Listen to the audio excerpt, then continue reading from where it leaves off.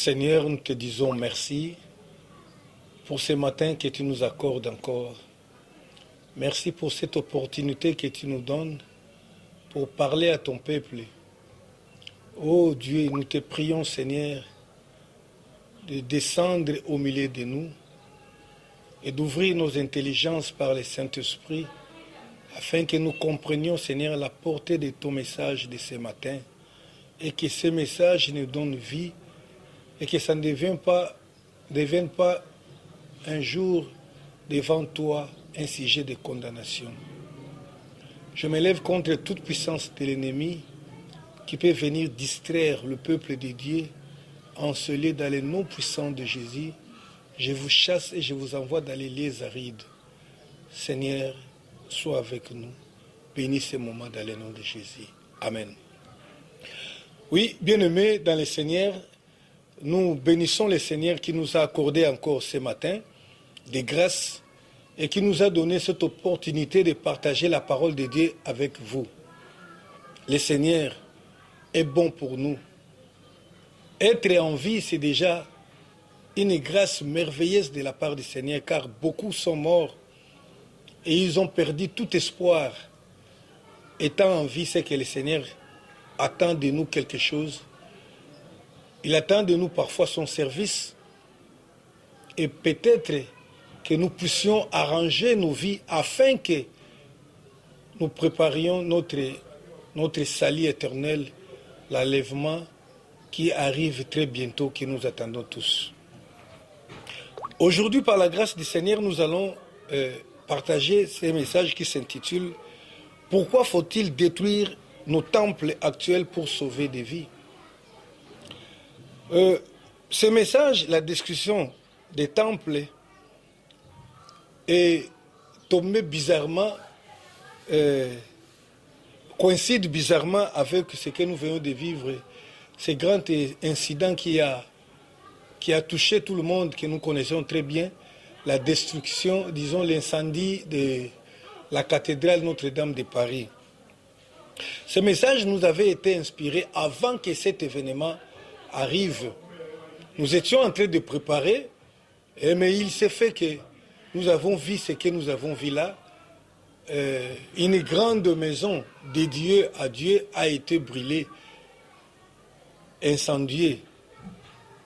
Et au regard de ce qui a été vu, les images, les idoles qui ont été découvertes pour la première fois pour beaucoup parmi nous, ces histoires nous ont scandalisés sérieusement. Nous, disons, qui sommes chrétiens, qui professent la foi en Jésus-Christ, nous avons été scandalisés. Mais cela nous a encore renforcé dans cette... a renforcé notre conviction dans ces messages que nous voulons vous adresser maintenant, que nous avons intitulé « Pourquoi faut-il détruire des temples, nos temples actuels pour sauver des vies humaines ?» Alors, de quel temple s'agit-il dans ces messages? Bien sûr, il s'agit bien aussi des temples des catholiques, mais pas seulement ça, nous allons parler aussi des temples des protestants, des évangéliques, je ne sais pas moi, des pentecôtistes, et aussi des temples vivants que nous appelons ce que nous sommes les hommes, les humains. Alors, avant d'entrer dans le vif du sujet, il faudrait d'abord que nous puissions définir qu'est-ce qu'un temple. Le temple, selon les dictionnaires, est un édifice consacré au culte de la divinité. Mais il est caractérisé par son caractère grandiose. Donc un temple est une maison destinée au culte d'un Dieu. Mais il se distingue plus des autres maisons par sa grandiose, par son architecture, par sa magnificence. Et quand on parle des temples, les temples des catholiques sont appelés cathédrales, j'ai essayé un peu de vérifier pourquoi certains temples chez les catholiques, on les appelle cathédrales, comme celle-là qui a été brûlée récemment à Paris. On nous dit qu'un temple, une maison édifice, église, cathédrale, c'est les sièges de l'épiscope, donc de l'évêque. Alors, en lisant cela, je me suis dit que nous également, d'autres chrétiens, évangéliques, pentecôtistes ou selon votre dénomination, je ne sais pas moi, qui avaient aussi des grandes maisons, vous avez aussi des évêques, des bishops, donc vous avez aussi des cathédrales, même si on ne les nomme pas comme ça cathédrales. Les temples, d'où est-il venu qu'aujourd'hui dans la chrétienté, qu'on puisse aussi avoir des temples? Dans l'histoire des temples, s'il faut chercher l'histoire des temples, nous allons les retrouver dans l'histoire des nations. Puisque Israël, avant d'être une nation, Israël est sorti des nations du monde. Israël n'est pas sorti de nulle part. Nous parlons bien d'Israël parce que quand il s'agit de Dieu que nous professons, de notre Seigneur Jésus-Christ, il faut toujours faire référence à l'Israël comme nation, comme État, puisque c'est de là est venu notre salut, de là est venu notre Seigneur. Donc je disais que pour parler des temples, il faut chercher son origine dans l'histoire des nations. Jadis, avant qu'Israël existe, des nations existaient et ils avaient déjà des temples de Dieu à leur Dieu. Ils avaient plusieurs dieux, beaucoup de divinités, et qui étaient adorés dans des temples. Mais Israël, nous savons d'où est venu Israël. Israël est sorti d'un homme qui était aussi des nations, est sorti d'Abraham. Abraham était un peuple de ces pays que nous pouvons identifier aujourd'hui comme Irak à l'époque. Et Dieu l'a appelé, Dieu l'a sorti de sa nation, lui a donné une promesse de faire de lui une grande nation. Dieu avait des projets. Et les projets de Dieu étaient de faire, à partir d'Abraham, de faire une nouvelle nation et que cette nation-là soit utilisée comme une nation intermédiaire qui va enseigner au peuple du monde le culte du vrai Dieu. Même si les hommes, le monde entier, a leur Dieu, mais nous savons que ce ne sont que des idoles, car ces dieux-là, ce sont des créations des hommes. Ils ne sont pas des dieux, ils n'ont pas créé. Ce monde que nous voyons a été créé par l'unique et le véritable Dieu. Et Yahvé, le Dieu d'Israël, c'est lui qui s'est manifesté en chair et en os dans la personne de Jésus-Christ. Alors, Israël, quand Dieu a appelé Abraham pour faire de lui une nation, nous savons bien cette histoire, Abraham a engendré un fils qui s'appelle Isaac, bien qu'il ait eu aussi un autre fils, mais qui n'était pas selon la promesse de Dieu. Abraham a eu un fils qui s'appelle Isaac. Après Isaac a eu deux fils, Ésaü et Jacob. Et Dieu a choisi d'accomplir sa promesse à partir de Jacob. Jacob a eu 12 fils, et ces 12 fils ont épousé des femmes. Ils sont, à une certaine époque, comme il était aussi dans le plan de Dieu, que cette nation sera en captivité quelque part en Égypte. Ils sont descendus, la famille de Jacob, qui plus tard est appelée Israël, sont descendus en Égypte au nombre de 70, si je ne me trompe pas. Et de là, ils sont passés 4 siècles et ils se sont multipliés. À partir de là, le Seigneur les a appelés hors d'Égypte pour les amener sur les territoires qui avaient été promis à leur père. Et c'est comme ça qu'Israël est devenu la nation après avoir occupé les terres promises par Dieu à son père Abraham. Alors, le Dieu d'Israël a voulu aussi que son peuple le serve, parce que le peuple-là était choisi pour qu'il serve d'intermédiaire, pour enseigner aux autres peuples du monde comment servir le vrai Dieu.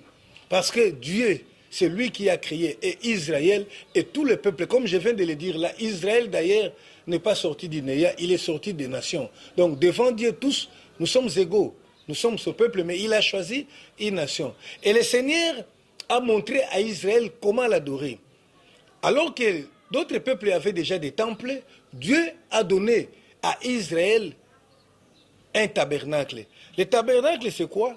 C'est comme un temple. Donc c'est un lieu consacré au culte de Dieu, Yahvé. Mais il n'est pas caractérisé par l'aspect grandiose que nous avons vu du temple. Le tabernacle était simpliste et je dirais même modeste. Et c'était un lieu, disons, un assemblage qui était démontable, qui était mobile. Parce que Israël a reçu ce tabernacle lorsqu'il était encore dans le désert. Mais cela est très significatif, ce n'est pas seulement parce qu'il était dans le désert, parce que Dieu savait qu'à un certain moment, il ne sera pas demandé à l'homme d'aller rendre culte à Dieu à un lieu fixe. C'est pourquoi Dieu a voulu faire quelque chose qui soit mobile. Alors, mais il s'est fait qu'à un certain moment, nous avons retrouvé le temple en Israël. D'où est-il venu? Le temple en Israël est venu par la volonté de l'homme, David. C'est David que Dieu avait établi comme roi en Israël, qui à un certain moment s'est dit, il n'est pas normal que moi, David, je vive dans un palais royal grandiose, magnifique, alors que mon Dieu, le temple de mon Dieu, le lieu du culte de mon Dieu, se trouve être une petite maison modeste, simpliste. Il a pensé que cette idée était bonne. Il a fait appel à son conseiller, le prophète Nathan. Alors le prophète Nathan est venu, David lui a dit, voilà, je me propose de construire un grand temple pour Dieu, mon Dieu. Voilà, donc c'est Dieu qui est grand, qui a créé le ciel et la terre. Je trouve inadmissible, je trouve ça incohérent que ce Dieu puisse habiter dans une petite maison.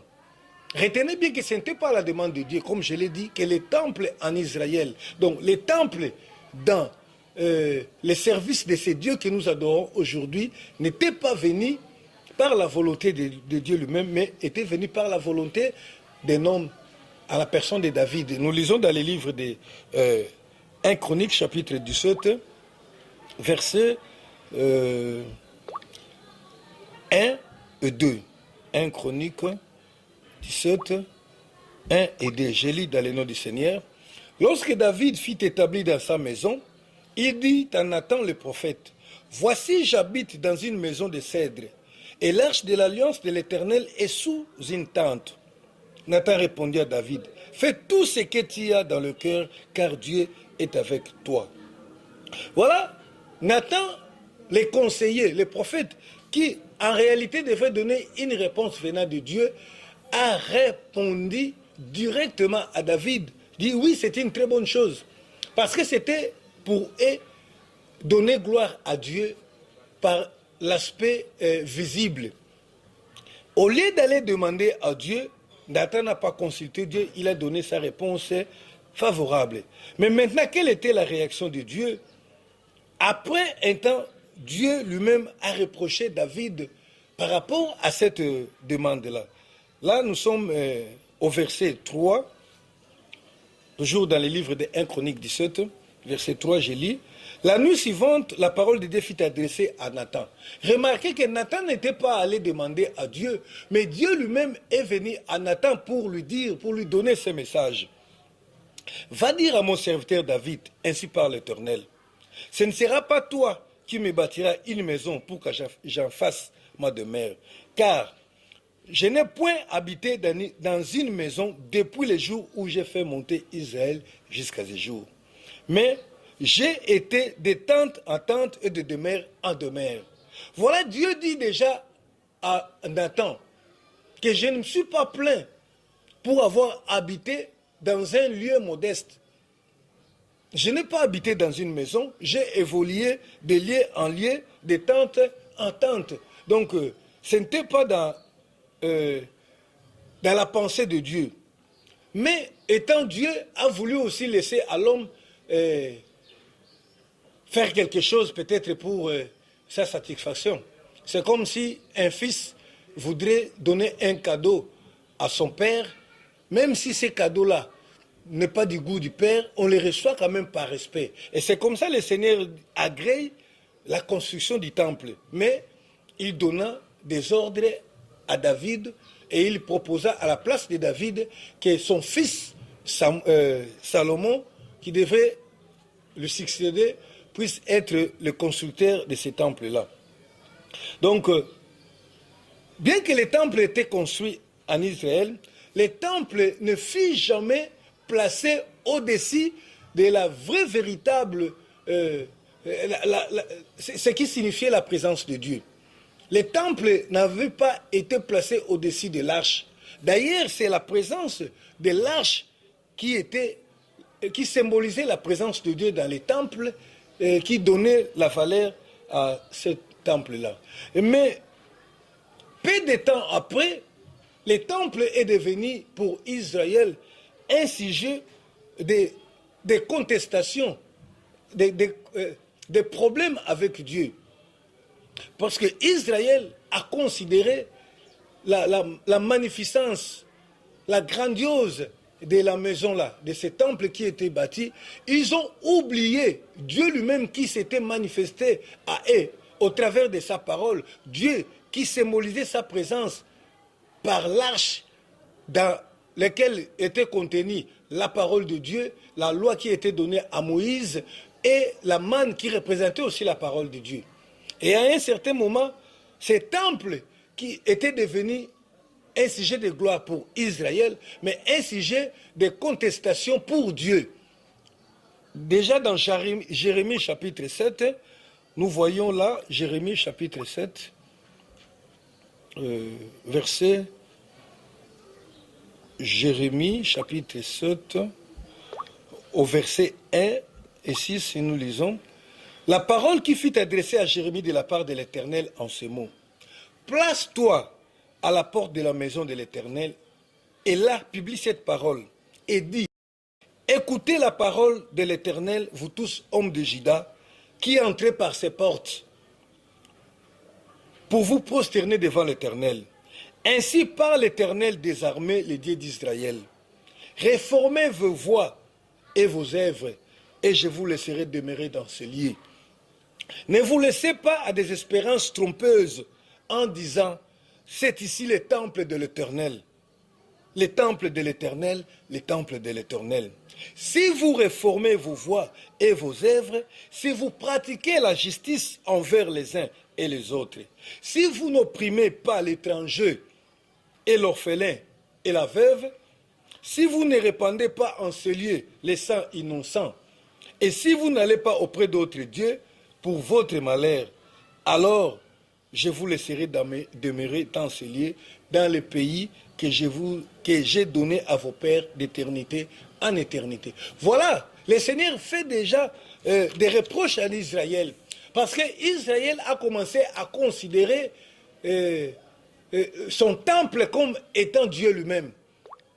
Sa grandeur, bien sûr, sa magnificence a fait que Israël, au lieu d'honorer Dieu par la parole, a commencé à faire autre chose. Et le Seigneur les a dit, faites attention. Ce n'est pas question de dire que nous avons un grand temple de Dieu ici. Nous avons le temple de Dieu. Si vous n'obéissez pas à la parole de Dieu, ce temple ne vous servira à rien. D'ailleurs, vous serez amenés captifs quelque part et vous n'allez pas vivre le bonheur sur cette terre que je vous ai donnée. Donc, les temples étaient déjà devenus un sujet de contestation entre Dieu et les hommes. Et c'est comme ça que Dieu décida de détruire les temples là. Le temple a été détruit par Dieu. Mais Dieu avait promis de bâtir un nouveau temple. Donc c'est de la même façon que, à cause de la méconduite des enfants d'Israël, l'ancienne alliance avait été abolie et Dieu avait établi une nouvelle alliance. Les temples anciens, parce que les détenteurs de ces temples n'avaient pas respecté les normes qui devaient soutenir ces temples-là, et Dieu avait décidé tout simplement de détruire ces temples-là. C'est comme ça dans l'histoire de la Bible, vous allez voir quelque part où la Bible parle d'un second temple. Le premier temple avait été bâti par Salomon, comme nous le voyons, mais quelques temps après, Dieu, parce qu'Israël n'a pas obéi à la voix, à la parole de son Dieu, Dieu les a amenés captifs à Babylone, le temple avait été détruit. Et à un certain moment, il fallait rebâtir ces temples-là. Dieu avait promis de rebâtir ces temples. Et quelque part, la Bible dit, Dieu promet à Israël que la gloire du second temple sera plus grande que celle du premier temple. Ça aussi, c'est une parole prophétique que nous allons voir ici dans cet enseignement. Alors, ce deuxième temple-là,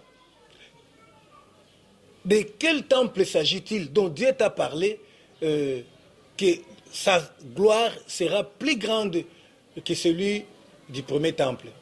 Il ne s'agit pas du temple qui a été rebâti au temps d'Hérode, rassurez-vous, mais il s'agit du vrai temple, le temple que Dieu avait promis. Puisque quand Dieu a reproché à Nathan le prophète pour avoir accordé sans le consulter à ce qui concerne la construction du temple, il a dit « Je n'habite pas dans les maisons faites de mains d'hommes ». Et nous voyons aussi cette expression dans Acte 7, 48 que nous allons lire là. Acte chapitre 7, verset 48. Acte 7, 48. Je lis au nom du Seigneur. « Mais les Très-Hauts n'habitent pas dans ce qui est fait de mains d'hommes, comme dit le prophète. » Donc Dieu, dans sa grandeur, dans sa puissance, ne peut jamais habiter dans une maison faite ou construite par des hommes. Dieu habite dans la maison construite par lui-même. Et c'est comme ça que les temples là, que les gens avaient construits pour Dieu, ne pouvaient pas constituer la vraie demeure de Dieu. Dieu a symboliquement accepté que ce soit un lieu de rencontre pour un temps, sachant qu'il ne pouvait pas demeurer éternellement dans quelque chose fait de main d'homme. Et il avait prévu de refaire un autre temple. Et cette parole-là, nous la retrouvons également dans Acte chapitre 17, Acte 17, verset 24. Acte 17, verset 24. Le Dieu qui a fait le monde et tout ce qui s'y trouve, étant le Seigneur du ciel et de la terre, n'habite point dans des temples faits de mains d'hommes. Donc vous pouvez bâtir vos temples, vous pouvez les embellir, faire quoi que vous voulez. Dieu n'habite jamais et n'habitera jamais dans les temples faits de mains d'hommes. Dieu habite dans les temples, dans la maison faite par lui-même. Et c'est comme ça que Dieu commençait déjà à parler du second temple. Et le second temple, nous voyons dans la Bible, ça ne peut pas être le temple fait par l'homme, ça doit être le temple fait par Dieu lui-même. Parce que la Bible ne parle pas du renouvellement, de restauration, mais la Bible parle d'un second. Un second doit être un second, mais ne peut pas être le premier réparé. Ça, c'est premier rénové. Mais Dieu parle du second temple et dans 1 Corinthiens chapitre 3, nous voyons déjà ce que nous dit la Bible, que ne savez-vous pas que vous êtes le temple de Dieu? Acte 3, 19, nous voyons comment est-ce qu'un homme devient-il un temple de Dieu? Puisque nous sommes des hommes créés par Dieu à l'image de Dieu lui-même, nous pouvons bien constituer les temples de Dieu. Mais ce n'est pas n'importe quel homme qui peut être un temple de Dieu. Acte chapitre 3, versets 19-20. Je lis Acte 3, 19. « Repentez-vous donc et convertissez-vous pour que vos péchés soient effacés, afin que des temps de rafraîchissement viennent de la part du Seigneur et qu'il envoie celui qui vous a été destiné, Jésus-Christ. » Donc, il faut que l'homme né d'une femme puisse se repentir, qu'il se convertisse à Dieu et que le Seigneur les renouvelle. Et en ce moment-là, la promesse de Dieu d'habiter dans une maison puisse se réaliser. Le Seigneur envoie Jésus-Christ, selon qu'il est écrit dans Apocalypse 3, que je me tiens à la porte, je frappe, quiconque m'entend, m'ouvre la porte, j'entrerai. C'est en ces moments-là que l'homme devient le temple. Et il ne s'agit pas du premier temple, il s'agit du deuxième temple. Et la gloire de ce temple est plus grand parce que c'est Dieu lui-même qui réside dans ce temple-là, selon Colossiens chapitre 1er. Quand Dieu vit en nous, nous vivons dans une gloire inimaginable. Colossiens chapitre 1er, verset 26 et 27. Les mystères cachés de tout temps et dans tous les âges, mais révélés maintenant à ces saints, à qui Dieu a voulu faire connaître quelle est la glorieuse richesse de ces mystères parmi les païens, à savoir Christ en vous, l'espérance de la gloire. Donc, dès que nous devenions en Christ de nouvelles créatures en recevant Jésus-Christ comme Seigneur et Sauveur, c'est en ces moments-là que nous devenons le temple de Dieu. Et un temple rempli de gloire, puisque Dieu en nous, Jésus-Christ en nous, la Bible dit, c'est l'espérance de la gloire. Car Jésus-Christ est la représentation et la gloire parfaite de Dieu parmi nous. Voilà la première partie de notre message qui a consisté à démontrer pourquoi nous devons détruire les temples.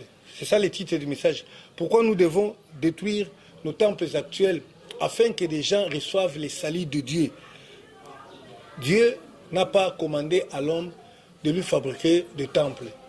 Et l'homme, par lui-même, a voulu faire quelque chose pour son Dieu. Dieu a agréé, mais il n'était pas dans le plan de Dieu. Le plan de Dieu doit s'accomplir. Le plan de Dieu est que Dieu puisse habiter au milieu des hommes.